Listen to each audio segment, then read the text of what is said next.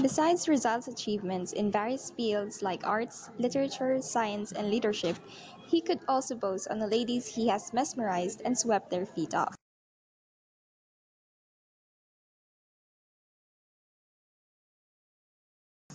There were 10 ladies in Rizal's life. First one is Julia. Rizal was only 15 when he first saw Julia by accident in a river in Los Baños a few days after Easter in 1877. She was wearing a red wraparound skirt and with strange fondness of butterflies. That's why Rizal offered her the butterflies as gifts. He was instantly attracted to her, but for lack of subsequent contact, Rizal eventually forgot Julia.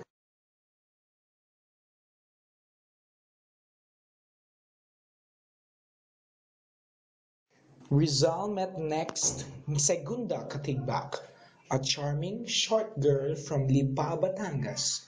She was his puppy love. Rizal would often visit her in her boarding house frequently. Unfortunately, Segunda Katigbak was engaged to be married to a townmate, Manuel Luz.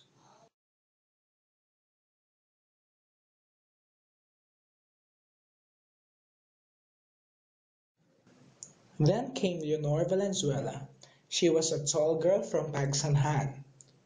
Rizal would usually send her love notes, that is written in an invisible ink, that could only be deciphered over the warmth of the lamp or candle. Unfortunately, he visited her on the eve of his departure to Spain and bade her a last goodbye.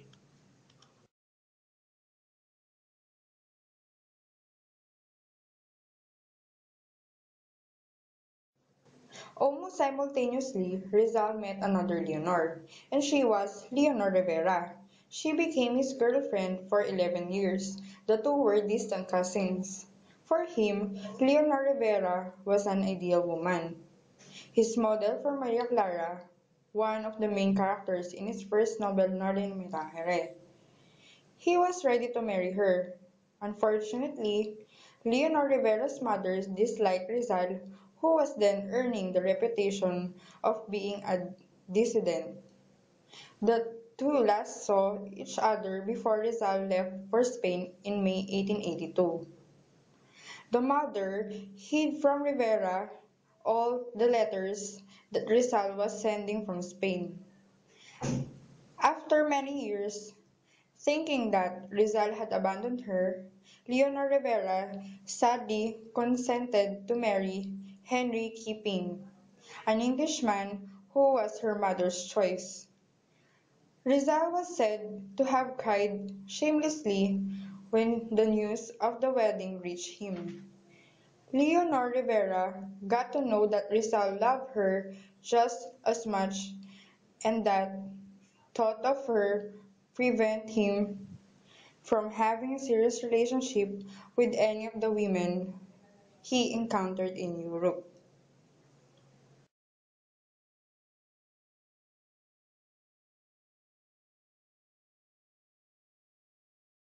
Rizal met Consuelo Ortiga y Rey, the prettiest of Don Pablo Ortiga's two daughters, in Madrid.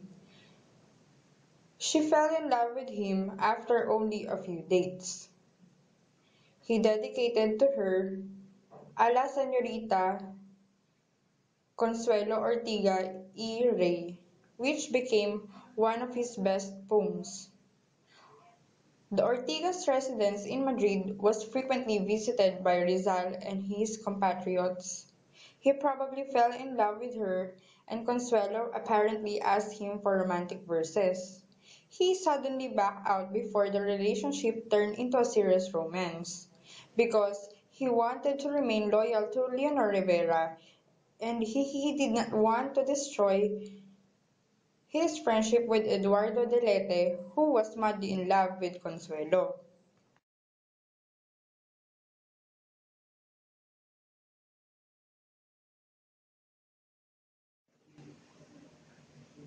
While Rizal was in London annotating the successes de las Islas Filipinas, he boarded in the house of the Becket family.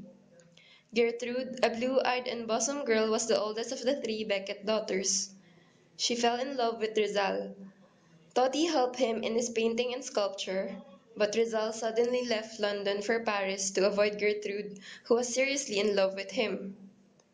Before leaving London, he was able to finish the group carving of the Becket sisters. He gave the group carving to Gertrude as a sign of their brief relationship.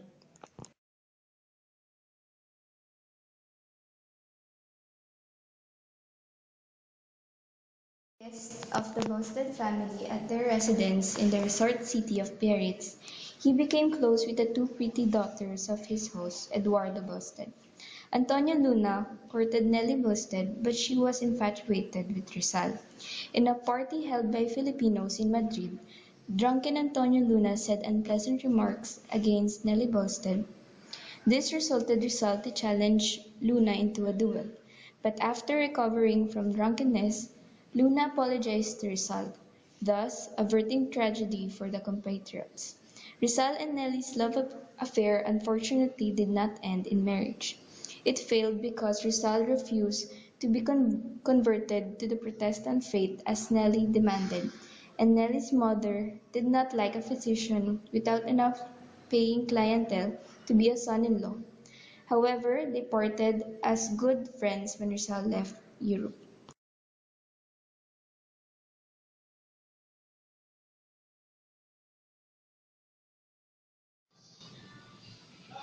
On his second trip to Europe in 1888, Rizal stopped by Japan where he met Osei-san, a lovely and intelligent daughter of a samurai. If all he wanted was a good life, he would have married Osei-san and stayed in Japan because a Spanish legislation there was offering him a well-paying job. But he left Japan because he thought he was destined for a greater task in the Philippines and had to go home. In a letter, he said of her, Osei-san, sayonara, no woman like you has ever loved me.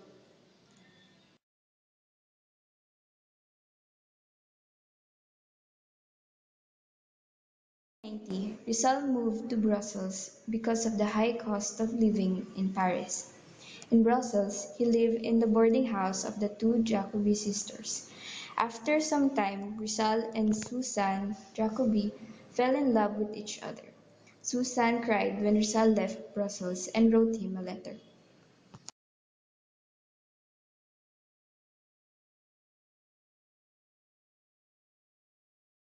On exiling Dapitan, Zamboanga in early February 1895, Rizal met an 13-year-old Irish girl with bold blue eyes, brown hair, and a happy disposition.